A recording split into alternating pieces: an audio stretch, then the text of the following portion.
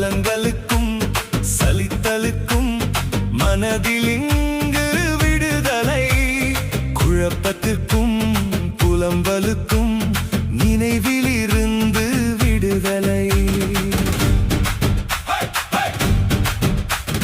கொண்டோம் விடுதலை, தந்தோம் உழைப்பினை, வென்றோம் அறிவினை, நின்றோம் உயர்நிலை, செய்தோம் அணுவுலை, எய்தோம் தன்னிறை, காத்தோம் நீர்நிலை, கொண்டோம் ஒளிர்நிலை.